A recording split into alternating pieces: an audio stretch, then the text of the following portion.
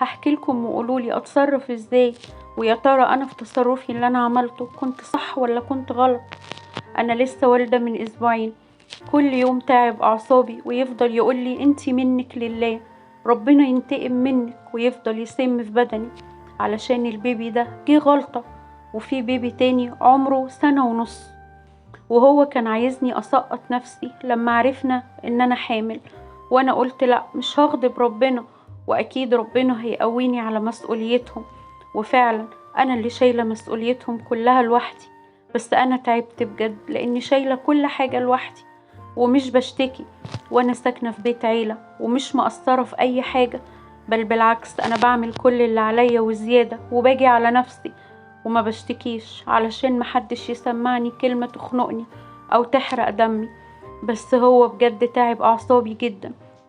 يا ترى انا غلطانة يا جماعة ان انا ما سقطتش نفسي؟ كنت هكون صح لو عملت كده؟ ولو غضبت ربنا بالله عليكم صبروني وقولولي اعمل ايه. حبيبة قلبي، انتي مش غلطانة، لان انتي عملتي حاجة مش هتغضبي بيها ربنا. ناس كتير بتتمنى الرزق ده ومش بتلاقيه، ناس كتير بتتمنى ضفر عيل ومش لاقياه.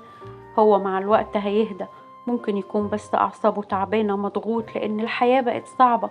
اصبري وتحملي وكلميه بالراحة، معلش تعالي على نفسك وتحملي، وان شاء الله كل حاجة هتبقى كويسة. اوعي تندمي على حاجة صح عملتيها وما غضبتيش ربنا. ما ينفعش تطيعي المخلوق وتعصي الخالق. ودي كانت حكايتنا النهاردة. ما تنسونيش في اللايك والشير والسبسكرايب للقناة، واللي أول مرة يشوفنا يشترك في القناة ويفعل زر الجرس علشان يوصلكوا كل جديد. وما تنسوش تسيبوا رأيكم في التعليقات عشان تقولوا لها تعمل ايه، لأنها هتشوف آرائكم كلها. واستنوني في فيديو جديد وحكاية جديدة في حكاوينا مع تومة.